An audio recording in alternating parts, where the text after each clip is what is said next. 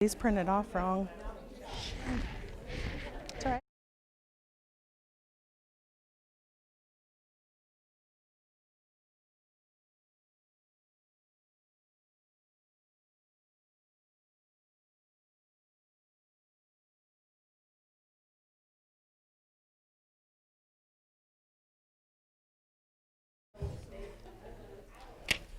Welcome, everyone. I want to welcome you to today's colloquium. I get the honor of introducing our speaker, Tawnya Lubbes, and I will tell you a little bit about Tawnya, and then she will present, and hopefully we'll have a little time for questions after. I am going to tell you, if you have questions, please wait till I give you the microphone, because we have folks online, and they won't be able to hear your question if you don't have the microphone in your hand. So let me first tell you a little about Tawnya. She is an assistant professor of education here at EOU. She specializes in English for speakers of other languages, Spanish, diversity, and online pedagogy.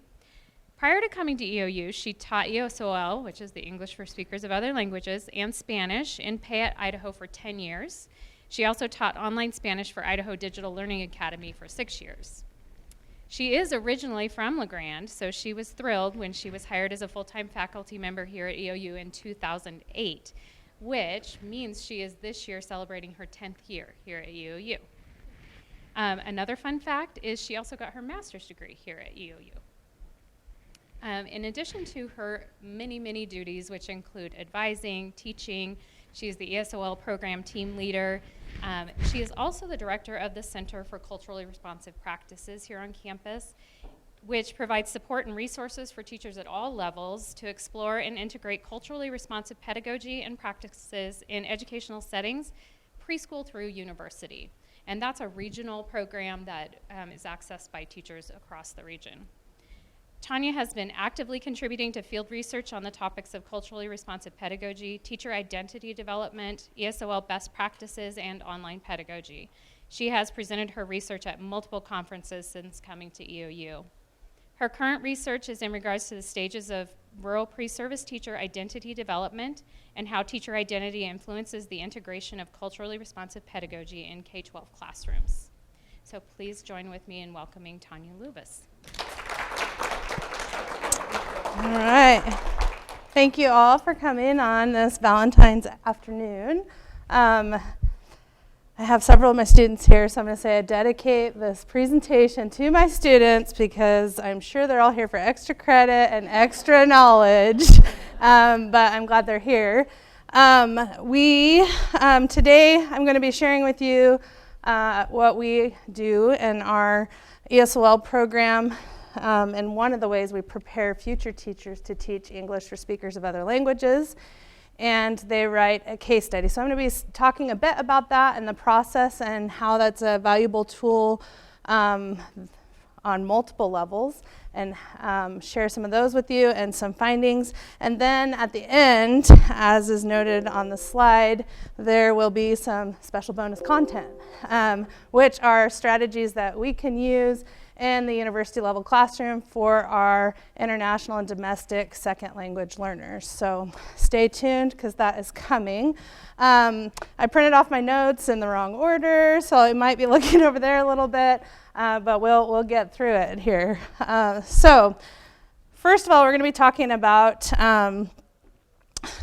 how our preparation programs can integrate the use of a case study to really foster an understanding of linguistic identities, variation, and diversity in K-12 classrooms. And while I'm talking about K-12 classrooms, a lot of what these students learn does apply to adult learners, university level and beyond, as well as international learners. So they have a very unique opportunity to conduct a case study at a very small level, working with what we call a bilingual informant, which sounds pretty exciting to them. We're talking to like a secret informant who's going to tell me the secrets and history of how they came to be bilingual, what influences there were, and then the students actually do a very small level linguistic analysis of the learner. So just some background knowledge. We've seen a significant population shift, and it is projected by 2020, which is right around the corner, if you can believe that, that we'll have had a 32% growth in culturally linguistically diverse students. In 2014, we had about 40% diverse students in K-12 schools, and by 2026, they're saying that is going to move to 70%. What you will see is I don't use the term minority much in my presentation. Part of that is the nature of minority means less than, and I don't feel comfortable referring to people as less than.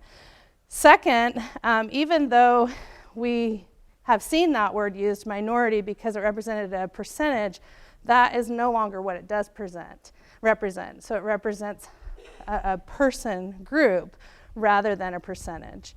So what we are actually seeing, if we want to use majority and minority, is that what was once referred to as minority is now majority in the United States. On average, 9.3% of all K-12 public school students of that 9.3% are second language learners.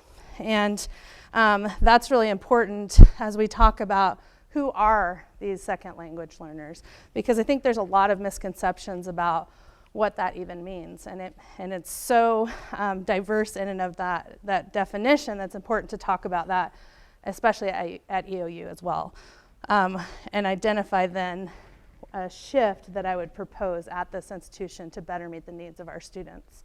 So first of all, we have English learners. That's the trending term right now. Now, over the years, there's been tons of acronyms. We really love acronyms in education, essentially meaning the same thing, some from deficit perspective, some from a non-deficit perspective, and the current trending term, label, because we really love those labels as well, is English learners. So students who are learning English.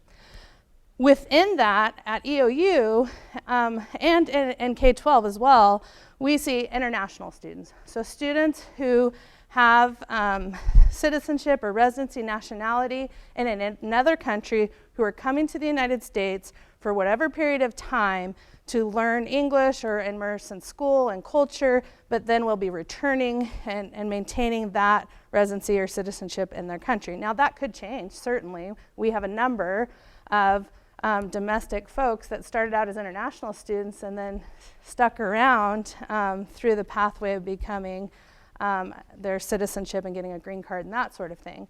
But at EOU, we have our international students who have a specific process they go through. And then we have what is now referred to as Gen 1.5 students. And Gen 1.5 is a bit confusing because it includes a lot of things. So Gen 1.5 could be long-term residents.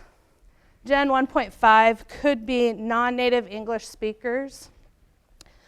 Domestic ELs, so domestic English learners. Maybe English is not their first language, or maybe it is, but there's another language spoken in the home besides English by the parents whose native language is English. And a fun fact, and my students will have some crowd participation, and then they'll say, Tawnya, why'd you do that to us? But do you remember about what percentage of kindergarten second language learners are born in the United States? Approximately? Any ideas? It's more than 70.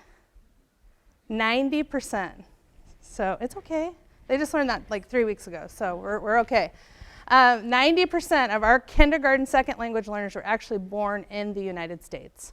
So the misconception that our second language learners are coming from another place is actually a misconception. It's very inaccurate. We also have recent arrivals, so folks who have newly arrived or recently arrived within the last 3 years to the United States that are not necessarily international students. Maybe they're immigrants who have come to live here, and this is now their home. And students who may enter schools with languages other than English. So there's a lot of terminology there, which complicates.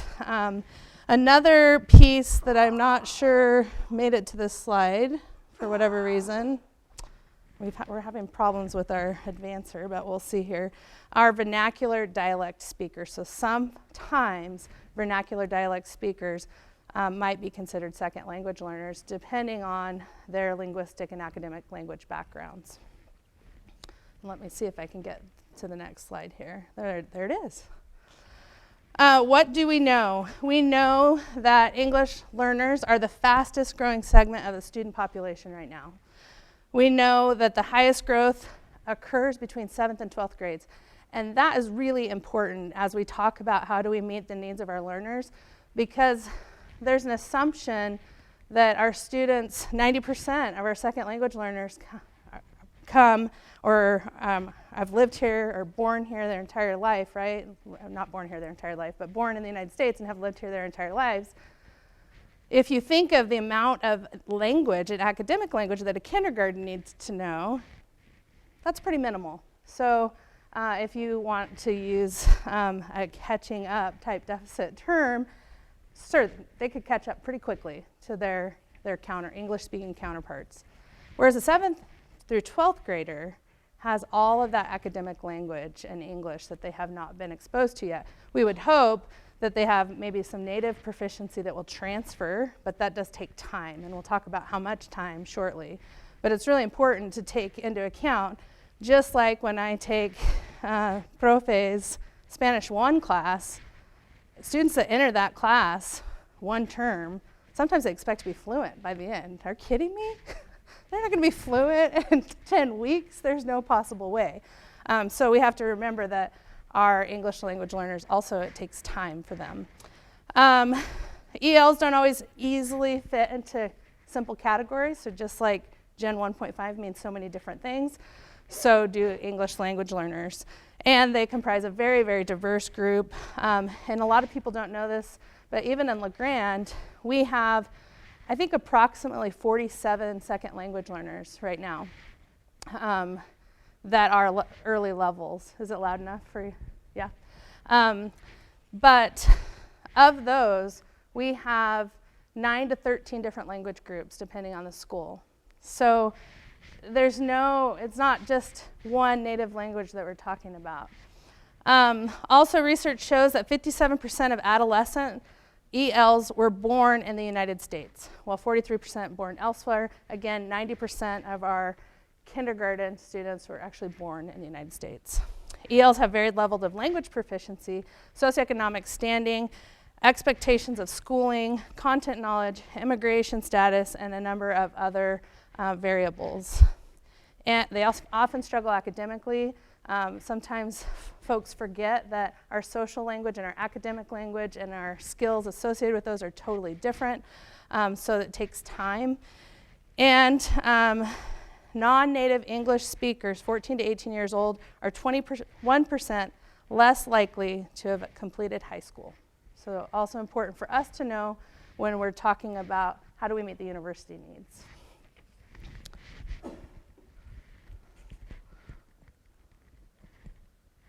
Any day.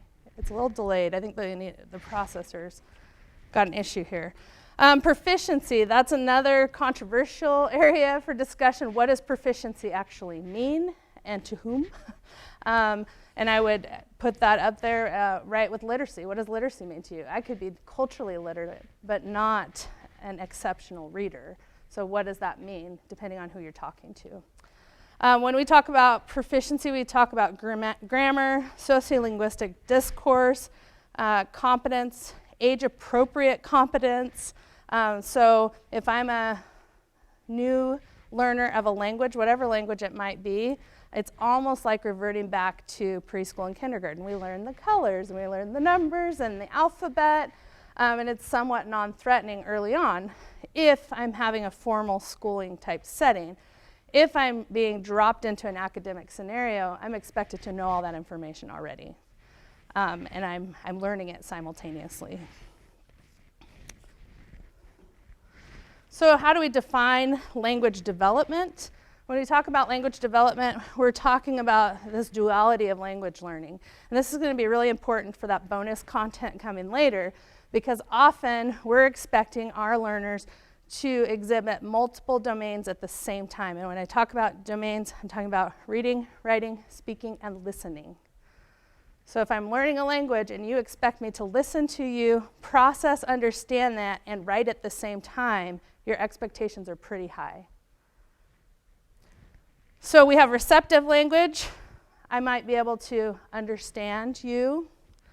I might be able to read fairly well.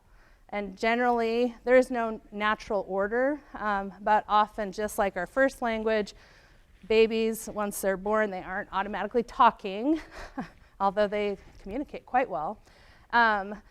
But eventually we see the development of words, but they're actually processing and having this receptive language the whole time. They're understanding as you're communicating with them in different ways.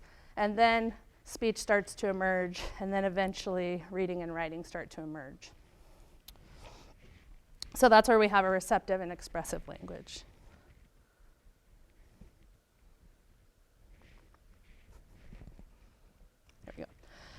So how long does that take, we might wonder. So we talk about, and Jim Cummins coined these terms, but we have BICS and we have CALP. BICS is basic interpersonal communication skills. That can take generally 2 to 3 years, but it could take longer depending on exposure and a multitude of other variables, like am I shy, am I a perfectionist? Language may not emerge as quickly. Ability to converse, and I always use the example of when I was teaching middle school, and I've had teachers come and say, listen, you say this student's a second language learner and they need academic help, but I just saw them flirting with so-and-so in the hallway and using perfectly good English to do so. Well, that's social language. Academic language is something totally different and takes significantly longer. So CALP takes anywhere from 4 to 10 years, sometimes longer, depending on if we go back to that 7th through 12th grade. When I come then, my academic language is going to take perhaps longer to develop at that level and grade level of proficiency as opposed to a kindergarten or first grade counterpart.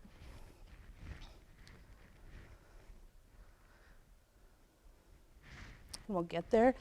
So I took a bit of time to really talk about those particular pieces. I won't take as long for the other pieces, but I think it's really important to have a starting point and know what we're talking about before we dig into how do we train future teachers to teach and work with second language learners.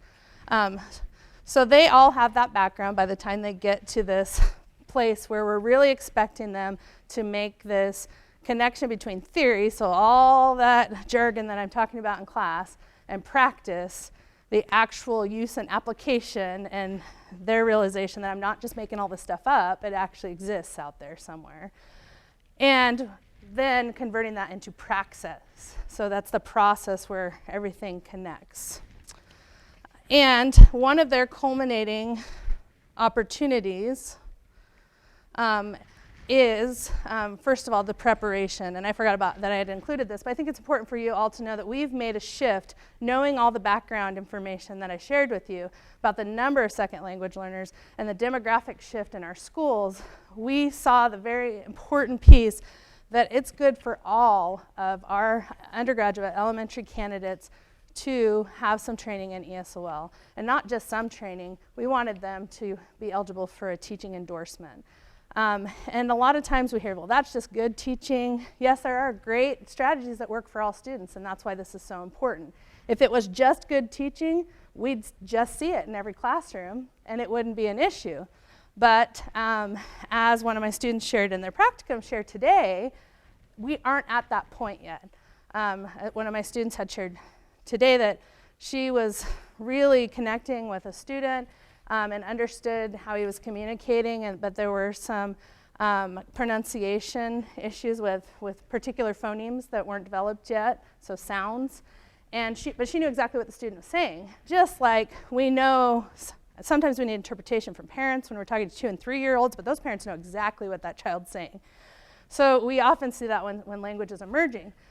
Well, the student said, no, they're speaking English, and this is exactly what they said. And the teacher goes, oh, well, you know that because you're training for that. So again, it needs to be a shift of, yes, and hopefully our gen ed teachers also all know that, because that's part of being able to meet the needs of our learners.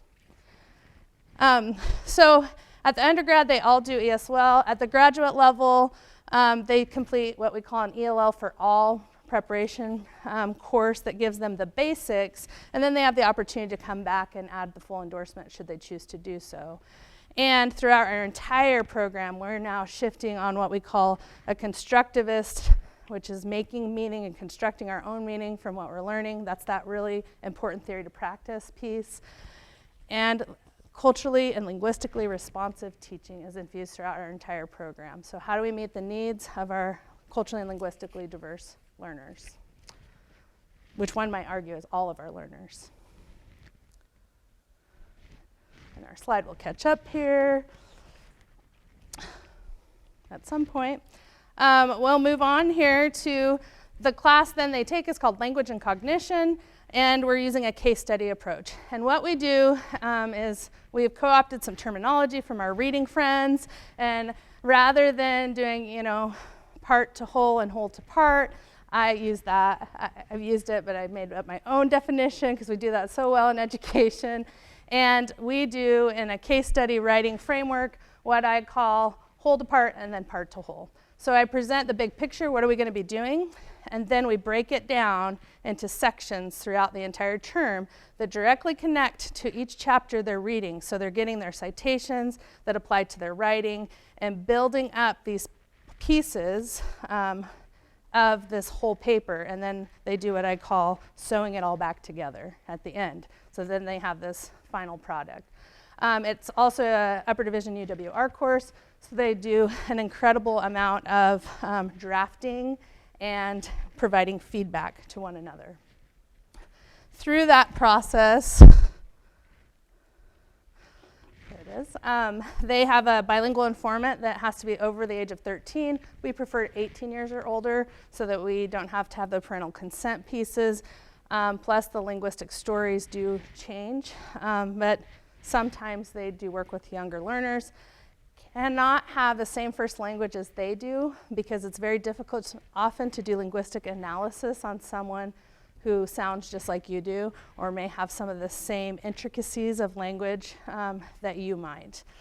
It does demand synthesis, application, cognitive thinking skills, and we're doing at what Gertz referred to as a thick description. So really digging in deep to this narrative and telling the story of a bilingual person, which is very, very personal and very much part of their identity and often something they haven't thought about themselves. So when you ask someone, how did you learn a second language, they might have to stop and read. Similarly to when I ask my students, how did your parents teach you how to read? What? That was so long ago, I have no idea. So same kinds of things, we're having to dig backwards into looking at that person's story. Multiple perspectives, and they actually are applying grammar and linguistics and research and investigation all into this paper that's also helping them with their writing skills and preparing them to be a second language teacher.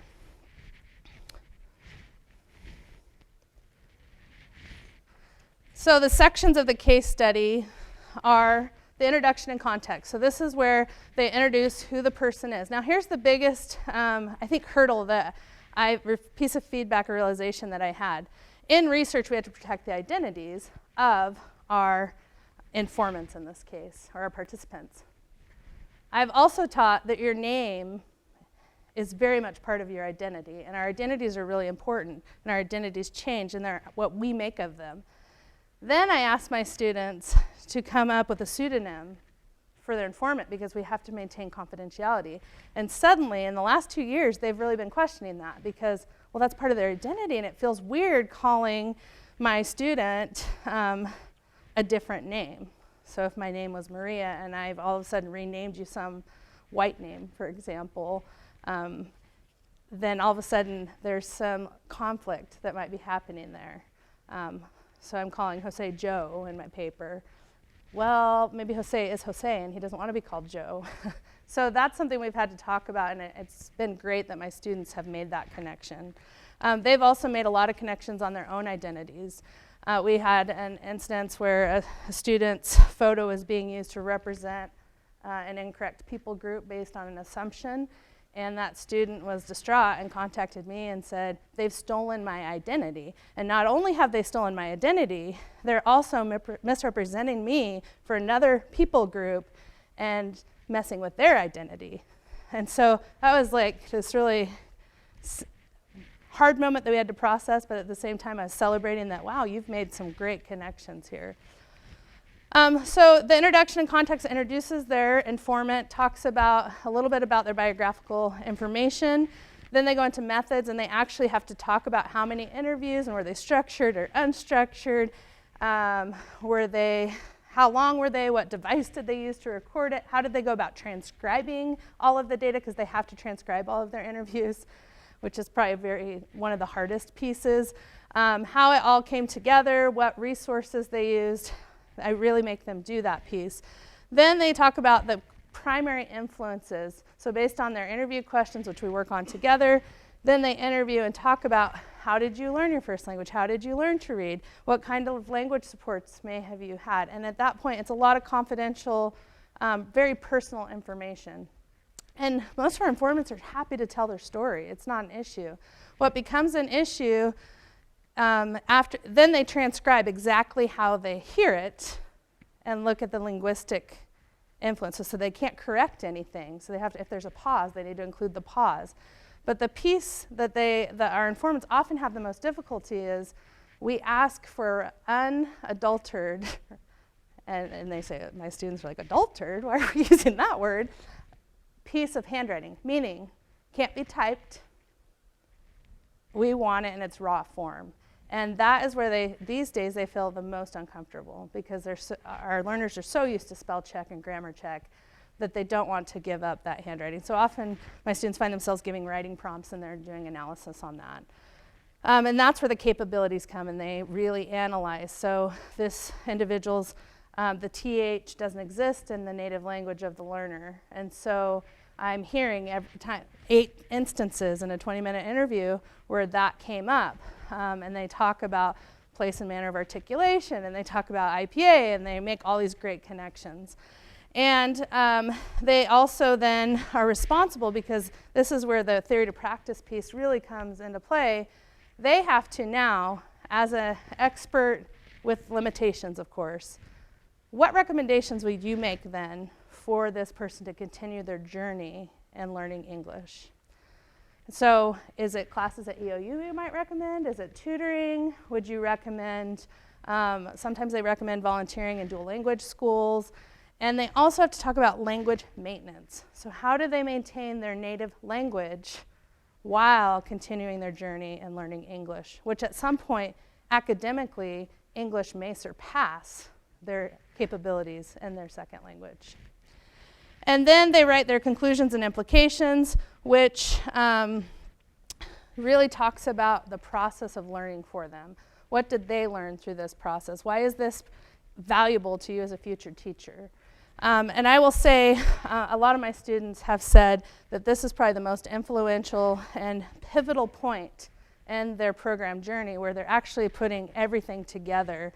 And often they will say things like, man, I need to do a case study on every single one of my students someday. And I kind of giggle and say, ideally, you should. Where you would find the time to do that, I have no idea. But yes, that's a great idea. So I'm just going to share one reflection. I have a couple here, but for time, I'll share one reflection from a student. So they said, overall, Jorge is fairly proficient in English. There are some areas that he needs to work on. The research has shown that there are many influences on language acquisition, and that the influences vary from person to person.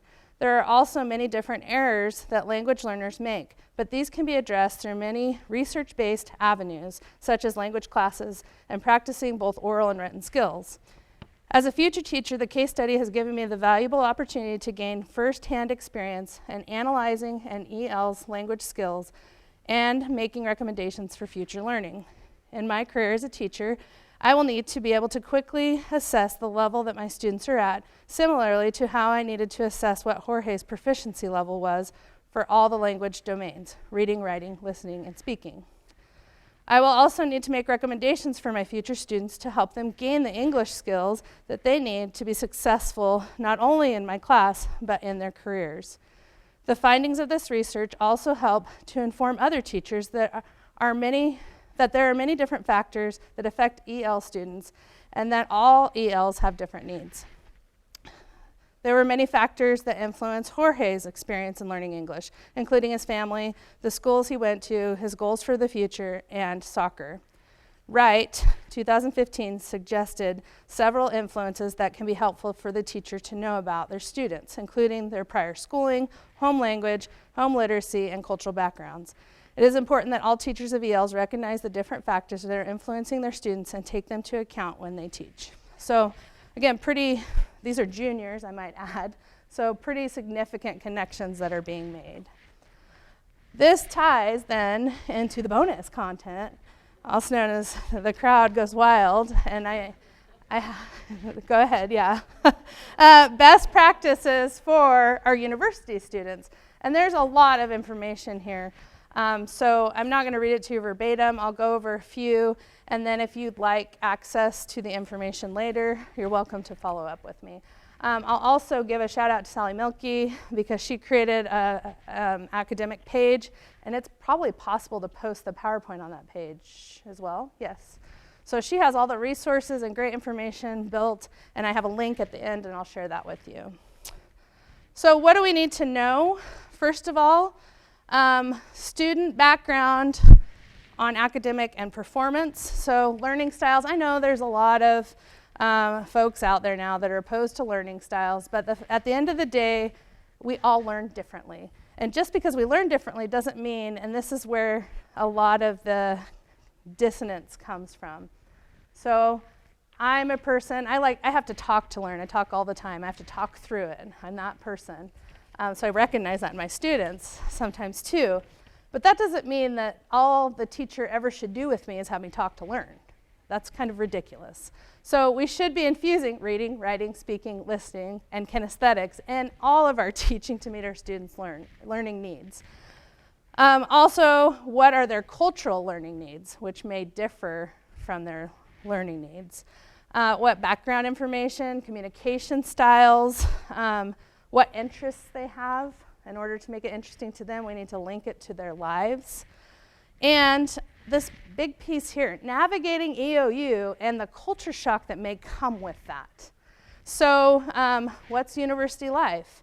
What are the communication styles? A lot of times, I have international students tell me, the way that professors communicate with us here is so different than in my country. Like, we're not allowed to speak. It's basically don't speak unless you're spoken to. We're not required to be in class. There's one assessment, and it's the final assessment. And there's no opportunity to interact. So that is very different than our engaged learning and teaching here. But they also often will tell me that's their favorite part about the United States and education here is the interactions and relationships they can form. Course expectations and resources. So I remember when I first started here, I would always say, I'm not going to be that person that says, I've been here 10 years and now let me tell you, we tried that before, it didn't work, we're never doing it again. Or back in my day, we did this. And I'm trying to stay up on that. But I will say that we have transitioned in the students and populations that we serve. So saying that we're holding students' hand or being enabling to them and by not providing them the resources they need to be successful in our classes really negates the students that we're needing to serve. And at the end of the day, we should be serving our students. So we need to take the time to form those relationships and get to know our students and figure out how they learn best, because at the end of the day, we want them to be learning the content and make it meaningful. So, and I won't go over this a lot, but if we talk about culturally responsive practices at the university level, it's important for us also to remember that all faculty, whether they have a teaching degree or not, are teachers. And so we're teaching our students, and we need to know how to do so. And sometimes we're pretty lucky we have that very specialized training in education, and our counterparts may not have that, so we need to be helping each other out. But Identity and achievement is a very big part of our class. Equity and excellence, making sure that that's available, making sure that what we're providing is developmentally appropriate. Do our students have the background knowledge? A lot of our courses don't have prerequisites, and even when they do, maybe it's been a while since those have been met. And teaching, and again, we say whole child because we're talking K-12, but at the university, the whole learner, I would say, and student-teacher relationships, I think, are all very important, and again, those pillars of culture-responsive teaching. I'm looking at my time because I want to make sure we have time in the end. So how do we build prior knowledge? We integrate specific connections to our students. Often when I ask my students, no matter what age, think of your favorite activity or favorite teacher, they will share experience. Now, sometimes we get the outlier, like they showed this awesome movie for weeks on end, and we didn't really do a lot. Well, okay, that's not what I'm getting at, but the teacher was there, they had my back, they supported me, they really engaged me in things I was interested in. I always share my favorite teacher of all time, and I have a typo on my slide there, I see, but my favorite teacher of all times was John Cowens here in LeGrand. And the reason why in 4th grade was because he was teaching science and we were building models of California condors and the Hubble Space Telescope and all these things. And at the time I thought it was just science, but now that I'm trained at this stuff, I realized that we were writing about it. So we were doing language arts infusion. We were studying the history of what we were working on. It was very hands-on. Art was involved. So it was very, very STEAM, I would say, oriented and beyond. And so even back then, that's my most memorable time. And I think some of our best teachers do make those things memorable and very connected to us. Using graphic organizers, focusing on, if you will, academic content and instructional terminology. So a lot of times we're teaching, we have expectations, and we don't take the time, and my students are learning about this now, to provide what we need to know. So I'm going to give another example. When I did study abroad in college, I had to take a linguistic placement exam before they would allow me to take university level Spanish classes, and at that time I was considered pretty fluent in Spanish, but you had to test out. So I took the placement exam, but I'd never had any formal Spanish. I had lived in Mexico in high school and been completely immersed in high school Spanish and failed several classes. I had taken Spanish 1 at high school, and then when I got back, I was beyond what the high school would offer at that time. And then I just had some experiences, again, completely immersed. So when I got to college and I had to take this placement test, some of the questions were like, which of the following is a subjunctive version or form of this verb? Well, crap, I don't know what subjunctive means. So I can't even answer the question. Did I know what subjunctive is? Yes, Jill Gibbion will tell you I use subjunctive in Spanish way too much. I remember I took methods class from her in my master's program, and she said in Spanish, "Me gusta mucho el subjuntivo, ¿verdad?" Yep, I do. I use the subjunctive a lot. And part of that's where I learned Spanish. They use subjunctive a lot in northern Mexico. So the interesting piece, though, is that I was completely eliminated from the academics because I didn't know what the question was asking. So how do we build that? Connection making and scaffolding. So scaffolding, I explain to my students, is much like if they're painting a house or washing windows, we build up these platforms so we can get to the different levels. But scaffolding doesn't remain all the time. If you left it there, it would be very unappealing to the eye.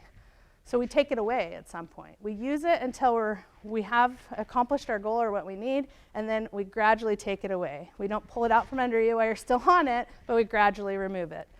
That is much like our teaching. We need to build up those concepts and knowledge and provide that support, gradually reducing the amount of support because our students should be able to perform on their own. But if we don't provide those supports at all, then it becomes this sink or swim type mentality, and they're not going to be great learners. And it should tell you something I would say trends. Again, I'm not saying this is always the case, but when the majority of your students are struggling with a concept, then maybe we need to revisit that concept.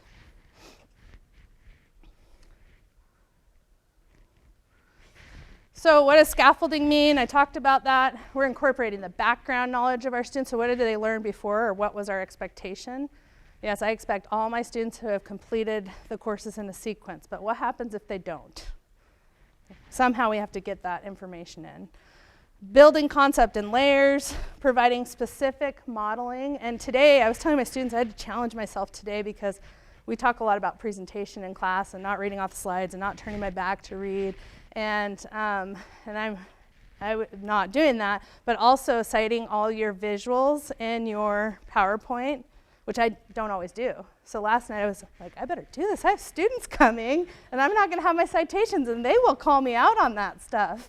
So, not too much information on the slide, and the font needs to be the appropriate size so people can read it because, for example, on the back wall, there's some great posters there, but I couldn't tell you what was written on them. So was that a visual written for me, or was that a giant note card?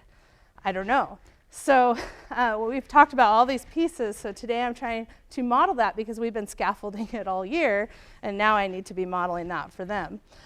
Sequenced examples, real world. A lot of people make connections to real world connections, and it's that age-old comment. When am I ever going to use this in real life? People don't do this, so how do we make it real? And provide academic language support. Now I'm going to go over some domain supports for reading, writing, speaking, and listening in the class pretty quickly. A lot of them you'll see are very similar. So limit text on slide presentations. And I would also say provide those. So note-taking, model that. I understand students need to take notes. But if you want me to listen to you, I'll listen to you. If you want me to take notes of what's written on the board, I could do that. If you want me to do both simultaneously, that's a challenge, especially for a second language learner who often is trying to figure out all the vocab that's included in those notes and listen to your explanation in your narrative. So why not provide those resources for our students? Doesn't mean they don't have to do it where appropriate, but we could be providing those resources. Review content and expectations. So what are you expecting? Post reading outlines as appropriate, supplementary materials as appropriate, and we have Canvas, which is a great repository for resources for especially face-to-face classes, but online as well. Writing support, encourage peer review. That's really important. When we were working on our case studies, they do peer review through Google Documents every week. So they'd go in and review, making suggestions, so I could see the suggestions that were made, and then I would go in and provide that same feedback, so we had the double layer. But also read out loud in some places, but out loud is what it meant. So a lot of times if you read, had I read this slide out loud, I would have caught that error. Because if it doesn't make sense to you, it probably doesn't make sense to someone else, is what I always say. Use writing and tutoring centers, but know that we do not currently have resources on campus that are going to check your grammar and spelling. They might help you with the page, and they might give you some themes, but that's a resource that we are greatly lacking on this campus.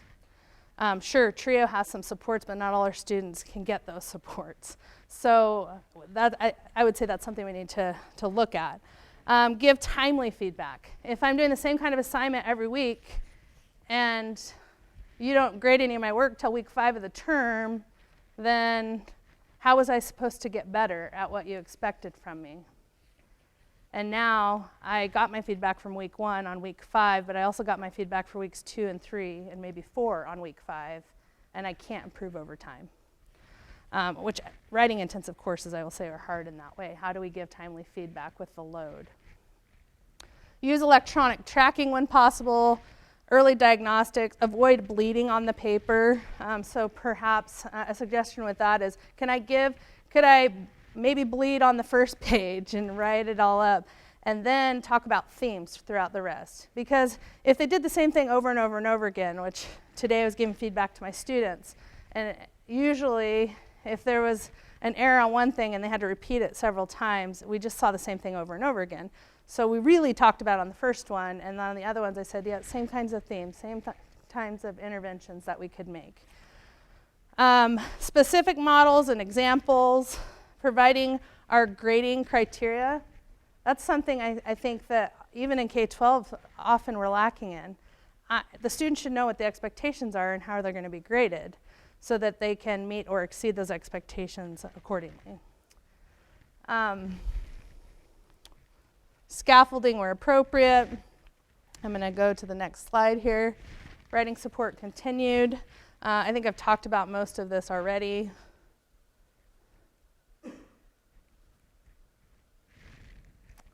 We'll get there. The next one is going to be speaking support. Create a safe environment. Yeah, we all have different dialects and speak differently, and sometimes we're our biggest critics. So how can we make that a safe environment to speak and communicate? Again, specific expectations, grading criteria, modeling what my expectations are, especially early on, providing wait time. And sometimes I go really fast, but that wait time generally should be 2 to 3 seconds between asking a question and accepting or expecting a response. And sometimes that feels uncomfortable if you're a fast speaker like I am. Providing grading criteria, again, I talked about that, guidelines and resources. Again, those resources, maybe I don't teach it all, but I know I have some struggling learners out there or learners that may need more support. I could provide those resources to them. And I'll say again, our library can build and help with resources specific to courses, so that's super helpful. Listening support. What are you expecting me to listen to and get from what you're talking about, especially if you're lecture-based? How do I restate key concepts? Use comprehensible input. So we often speak in very coded language. Again, I remember when I was first hired at EOU, and it was like, oh, do you teach ED4 whatever? Do you teach 3? Or do you go to Zabel? And I'm like, what are you I don't even know what any of this is. I'm never going to be that person. Well, I am now.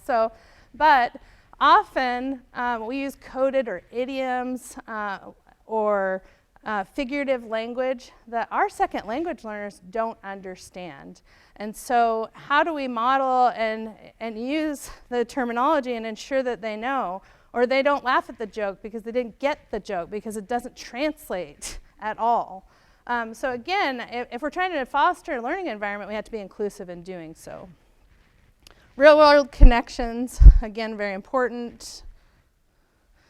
Class participation. This has been an area of continued discussion, I think. Can you grade on participation? Can you grade on attendance?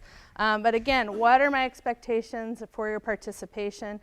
I use a strategy where we do a lot of pre-preparation activities. So since we do a lot of hybrid here at EOU with our 3-to-1 conversion, an hour in class, 2 hours outside of class, I have them do the reading in like a reading response guide or something where they reflected. And then when they come and I call on them or ask them to share with a partner in our group, they're not on the spot because they already have prepared some information to share. So they already know the content. And then it makes them feel like they need to be in class because they need to share that learning. Again, classroom etiquette and expectations. And then this key one, if group work's involved, what are the expectations of that? Because that can be very difficult to understand. Campus resources, I've talked about a lot of these. And then with 12 minutes left, I think, we can do some Q&A. For Tawnya. Nothing?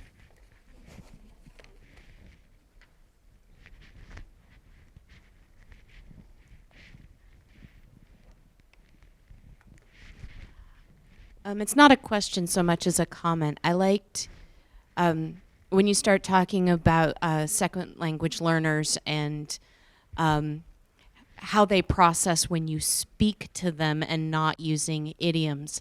And I've seen that in our offices. We've several times have hired our French exchange students to work in the offices, and I've found we have to be very careful with giving instructions to speak slowly, clearly, and and not to use colloquialisms. And not having been a second language learner for English, but having been a second language learner for another language, I have to say I've been really appreciative when somebody speaks more slowly to me and keeps to the grammar that I'm learning out of a book. Yeah, thank you. Yeah, and I would say, again, slowly, not louder. Just because I need you to slow down doesn't mean I can't hear you. And then the other thing I would say is, often, and we did this example, it's one of my favorite activities of the year, and I call it Amelia Bedelia Day, and that is grab a Amelia Bedelia book, we have tons in the library, and read it, and then see where Amelia Bedelia literally interprets everything. So I'm going to pitch a tent. She takes the tent, throws it out in the field, or she literally does it, and then we talk about literal and figurative language and why that is difficult. And I would say even as a person that's at the end of the millennials, apparently because of my age, there are some things I've never heard before that are used. So idiomatic phrases can make it very difficult, but are often used in colloquial language and that sort of thing. Now I would say perhaps some older folks may also not understand a lot of the lingo that we're seeing emerge either. So how do we share that knowledge and understanding?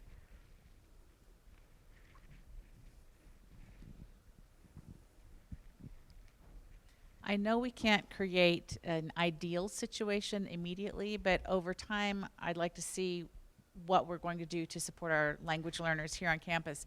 But with your expertise, what would be the first thing, the most critical thing that you would ask the university to provide for our language learners as they come here as students? I would say the biggest gap is that we don't really have a center for applied linguistics or an EL learning center or language learning center.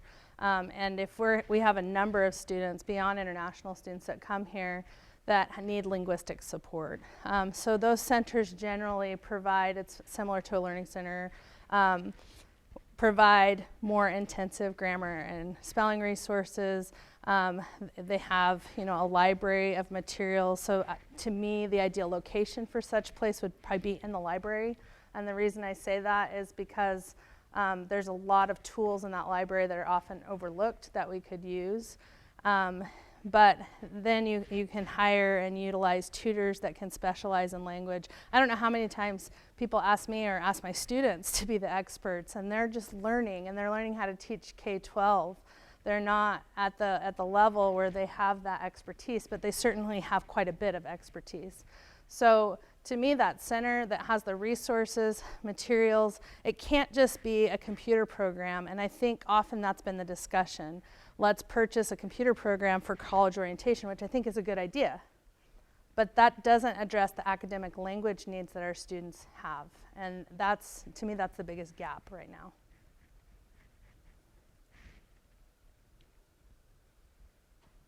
And then, of course, PD for faculty, because you don't know what you don't know. So.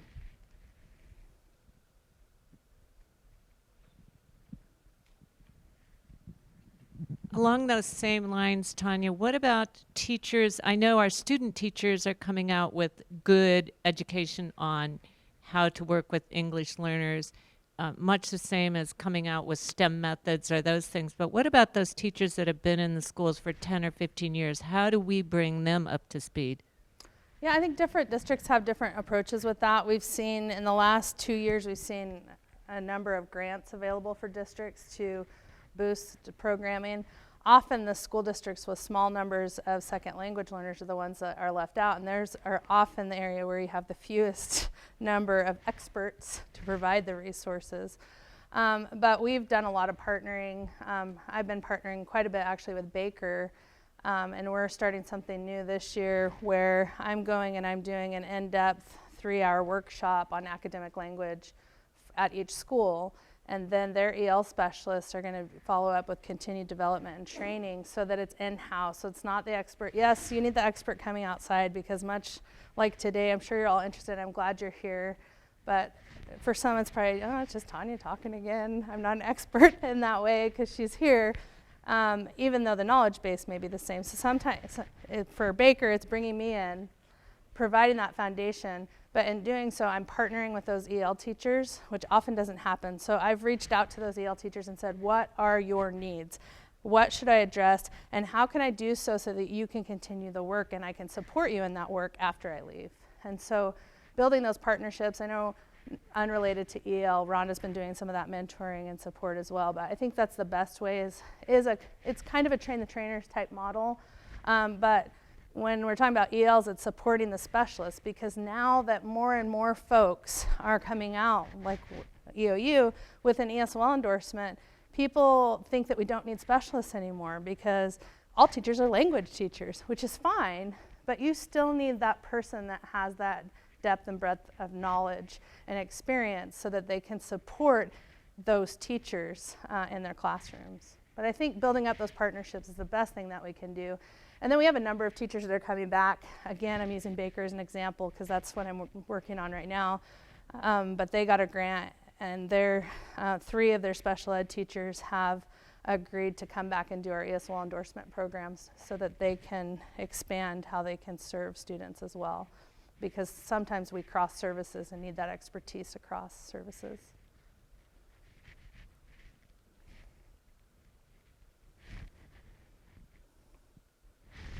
Well, if there are no other questions, I'd like you to join me in thanking Tawnya for her presentation today.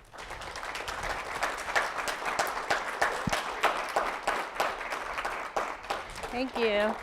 And then I'll just say for handouts or questions, you can contact me.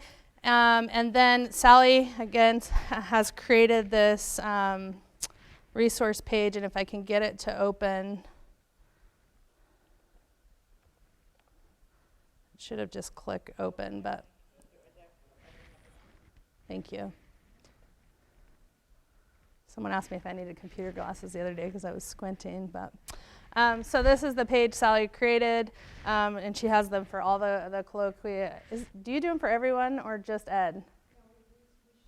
Okay, well, Sally did mine, so she's included books, and some of these books we do have in our library, as well as articles and links to those with your EOU ID. You can link directly, and then we'll get the PowerPoint posted there as well. So thank you all for coming. Have a great rest of your day.